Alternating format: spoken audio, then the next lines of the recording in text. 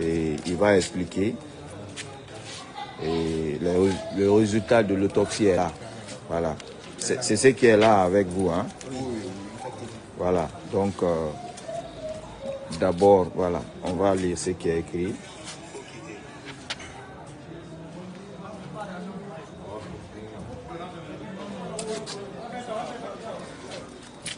Ok, il faut te présenter. Bon, je me nomme Barry Ibrahima, je suis le manager direct de Hakim 224, Hein? l'ambassadeur. Je suis le manager direct de Hakim 224, l'ambassadeur. Barry Ibrahima. Oui. Ok, qu'est-ce que vous savez dans le décès de notre soeur là, Oumou Diallo? Mais déjà avant tout d'abord, que son âme repose en paix. C'était une bonne personne. Bon, je ne peux pas faire des témoignages sur elle ici, parce qu'elle faisait partie de nous jusqu'à présent, ça reste. Écoutez-moi ça, bon. je prends un micro dans la voiture. Bon, je ne peux pas faire des témoignages sur elle, ça reste demain une partie de moi qui va s'en aller demain, Inch'Allah.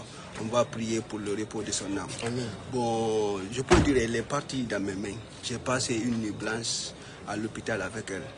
On a souffert pendant presque 72 heures, 3 jours. À 3 jours de cela, avant le match, le Sénégal et la Guinée, elle se portait très bien. On a effectué le tournage ensemble concernant les vidéos du match Sénégal-Guinée. Bon, après le... Vas-y. Bon, après le match Sénégal-Guinée maintenant, c'est le lendemain, elle ne se portait pas bien. Toute la nuit, elle ne dormait pas. Qui m'a réveillé vers 6 h du matin. Soit disant, Manade, il faut que tu viennes apporter à l'hôpital. Bon, pour moi, c'est juste des maladies passagères comme ça, des maladies qui vont pas. Bon, en venant, je suis venu la trouver ici. Elle ne se portait pas du tout bien. Elle avait des maux de ventre très intenses. On a été à l'hôpital.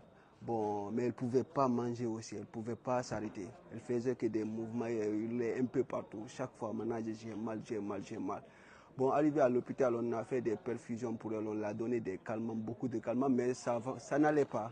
On nous a demandé de faire une échographie. Mais après l'échographie, maintenant, le médecin m'a appelé au bureau, soi-disant, c'est son pancréas qui s'est percé. Elle ne doit pas manger ni boire. Après, il faut une opération pour réparer ça.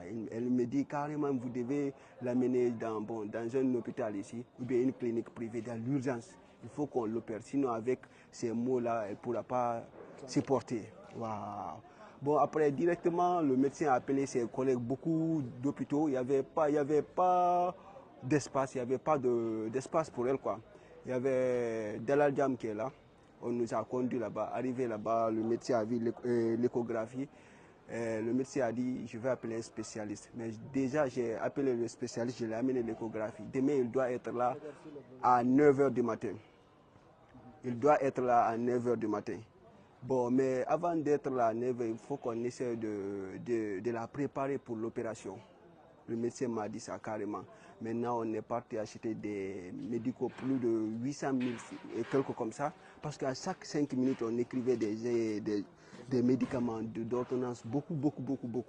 Juste pour calmer, quoi. Après, le médecin m'a appelé, soi-disant ses organes étaient faibles, quoi. Il faut qu'on prépare ça très bien. Parce que sinon, il faut qu'on la prépare pour l'opération. Ses organes sont faibles. Bon, on est resté dans ça vers 6 h, 7 h, 8 h du matin. J'ai appelé le médecin. C'est comment est l'opération. Le médecin me dit carrément jusqu'à présent, ses organes sont faibles. On ne peut pas prendre un risque de l'opérer. S'il y a d'autres choses qui se présenteront, vous dira seulement c'est faute au médecin, faute à l'hôpital comme ça. On ne peut pas prendre des risques. Bon, on est resté dans ça vers 12 h et quelques. Elle a eu un arrêt cardiaque. Bon, on l'a fait rentrer dans l'urgence, c'était devant moi.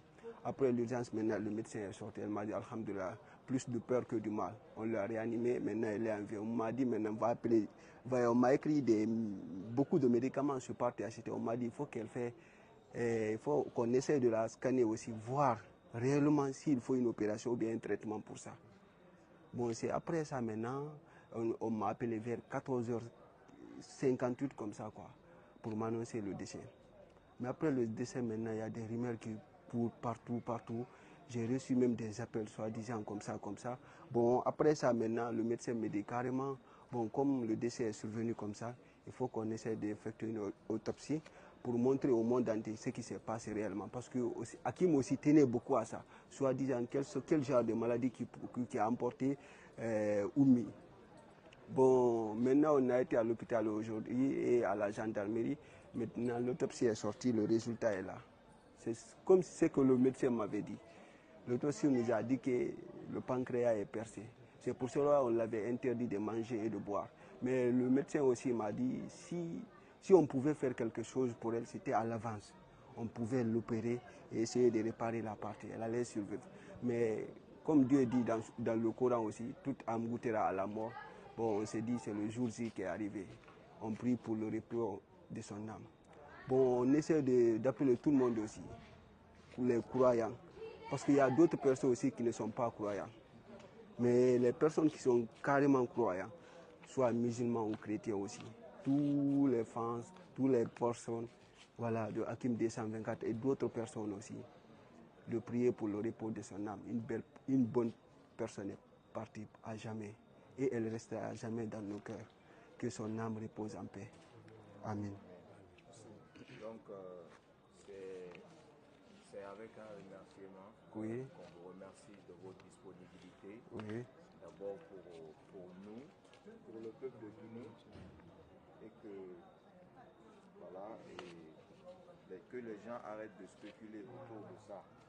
Okay. C'est tout. Et on vous remercie. Bon. Et vraiment, il n'y a rien à dire. Et tout le monde a entendu la version du manager. Ça, c'est le manager qui a parlé. Okay. Et puis c'est fini.